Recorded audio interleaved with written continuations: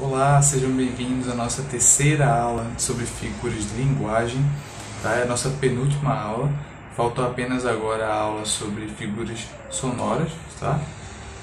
E hoje nós vamos falar sobre as figuras de pensamento, tá bom? Nós tivemos as figuras de palavra, tá? As figuras de sintaxe, de construção, e agora temos as figuras de pensamento, tá? As figuras de pensamento, elas são as figuras de linguagem, ou os efeitos estilísticos e de sentido que ocorrem a nível mais alto que a oração, tá? Que é o nível comunicativo, discursivo, que está no nível da frase, tá? Do enunciado, como ele é dito. Lembrando a diferença entre frase e oração. A oração é uma parte gramatical acima da palavra que vai conter um verbo. A frase é qualquer enunciado comunicativo, tá? Que pode ser pronunciado na comunicação rotineira. Bom, então, muitas dessas figuras de linguagem, vocês vão ver que elas podem ser usadas com frequência de maneira muito mais ampla, em textos, realmente, não propriamente em frases, tá? Algumas aqui eu vou comentar com vocês, algumas inclusive que podem ser usadas em redações, tá? Que é o caso dessa primeira que a gente tem aqui, que é a antítese, tá? Muitas vezes eu vou falar que os professores, quando estão tratando de temas polêmicos, dizem para você primeiro começar falando de uma posição da qual você discorda e, na sequência, expor uma posição com a qual você concorda para criar um efeito de contraste, né? Um efeito estilístico e mostrar que você conhece bem, que ponderou sobre essas posições. Isso é a antítese, é o movimento de antítese, né? A tese é aquilo que se diz não com frequência e a antítese é aquilo que vai se contrapor à tese, certo? E a síntese seria o movimento de, comparando as duas possibilidades, chegar a um consenso. Tá bem? Então, essa ideia de antítese é que está aqui. Mas, em geral, ela vai ser definida dessa forma aqui, que é a aproximação de palavras ou expressões em sentidos opostos, visando a criar contraste. Tá bom? Então, esse contraste se dá justamente porque essas palavras elas são unidas propositalmente com esse fim. Tá bom? E aí não é apenas você contrapor uma coisa com a outra, é criar um efeito estilístico, uma ideia de beleza realmente, pelo contraste dessas duas e reforçar a contraposição. Okay? Então, eu separei essas frases aqui. Eles têm uma relação de amor e ódio. Uma frase rotineira bastante comum, né? E aí a união entre dois extremos reforça a ambivalência desse amor, dessa relação. Faça chuva ou faça sol, da mesma forma, extremo, tá? Que estabelece uma coisa ou outra, início ou fim, né?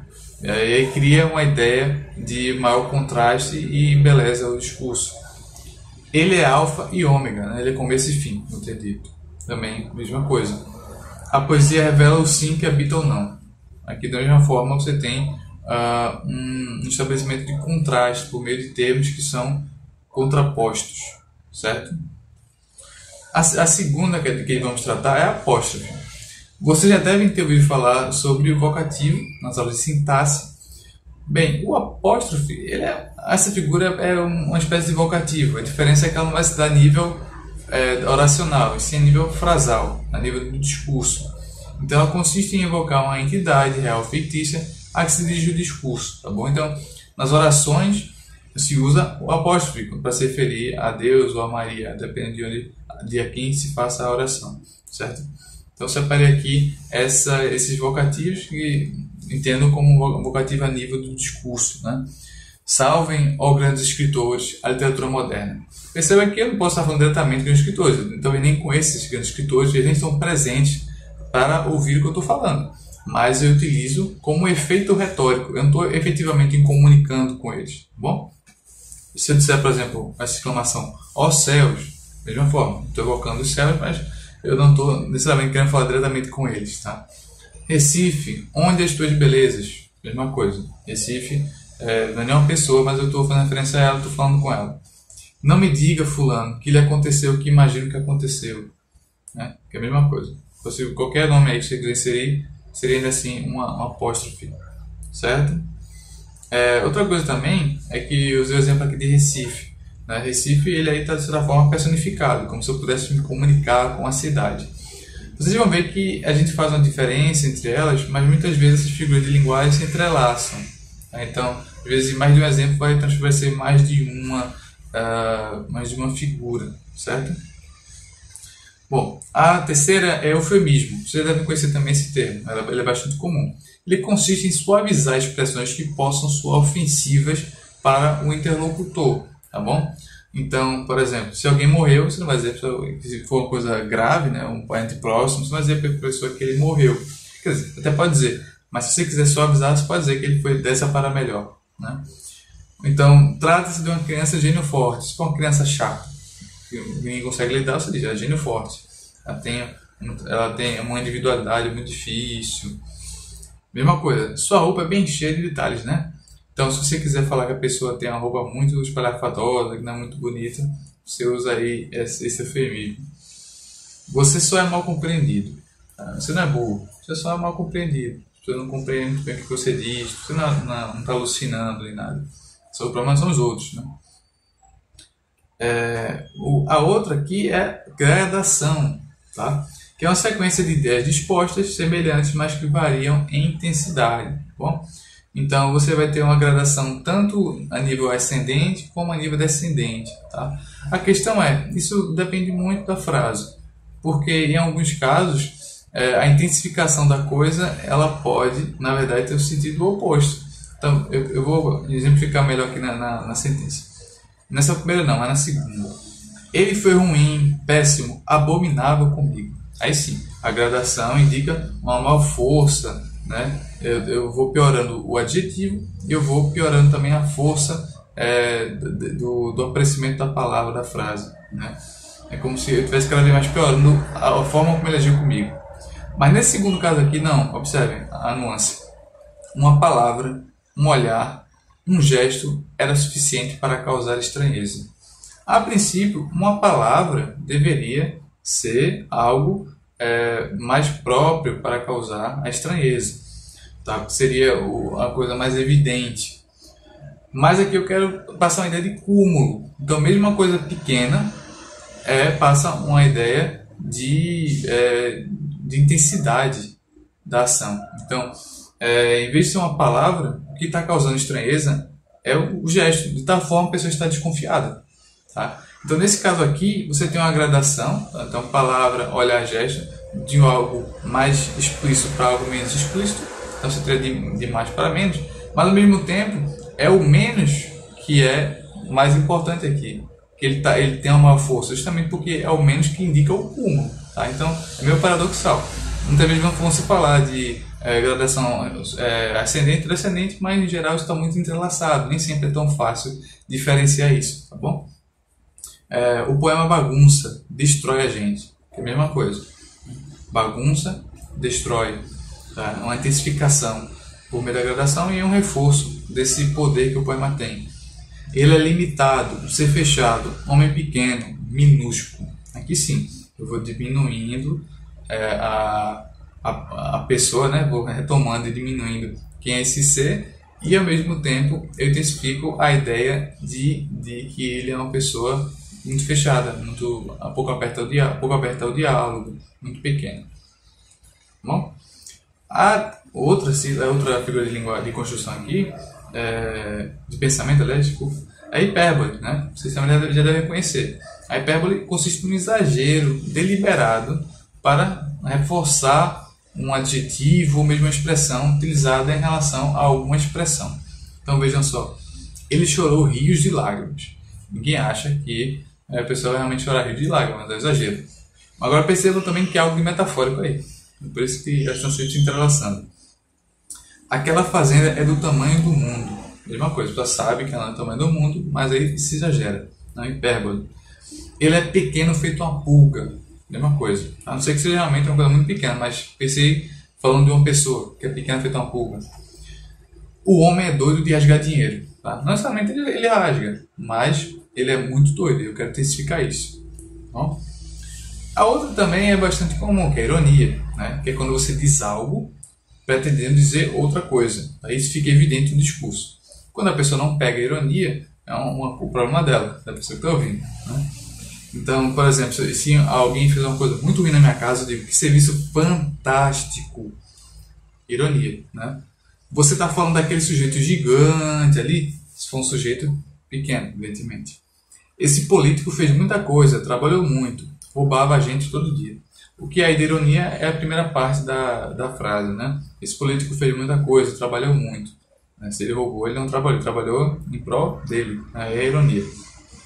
Achei que fosse minha encomenda, mas era você. Ótima surpresa. Quando chega aquela pessoa que você não quer, mas você quer que chegasse na sua encomenda, por exemplo.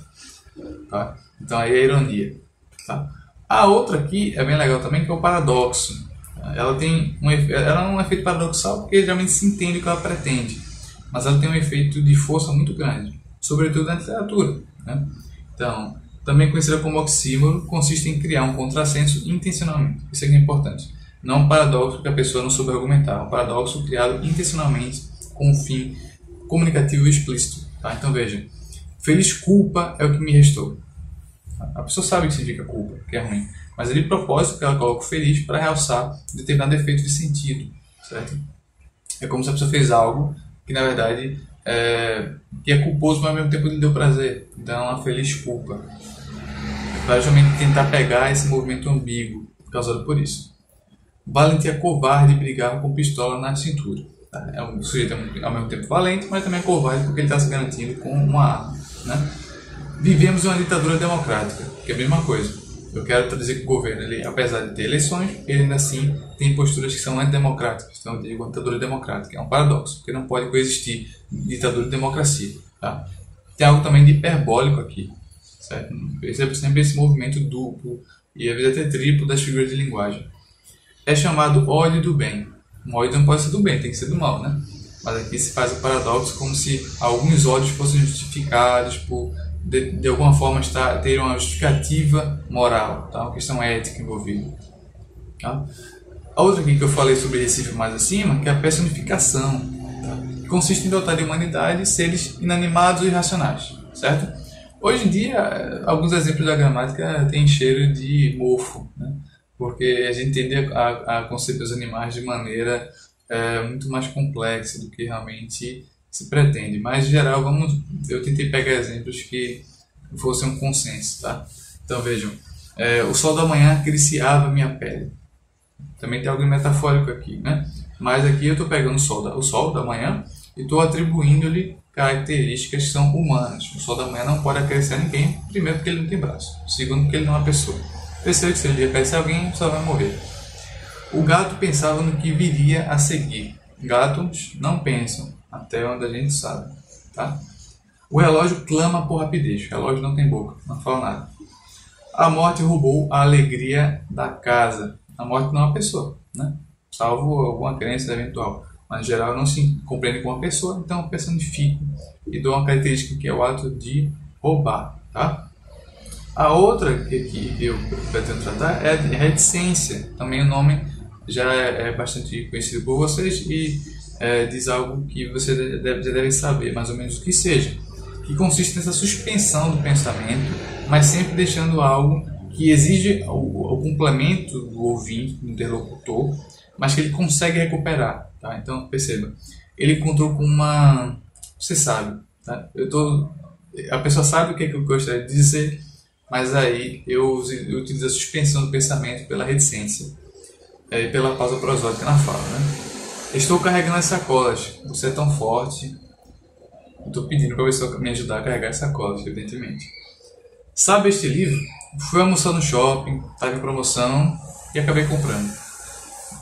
Seria esse o complemento que se pega com a reticência. Estou comendo pão que o diabo amassou, se é que você me entende. Aqui eu estou supondo que o interlocutor vai entender o que significa essa expressão, tá bom?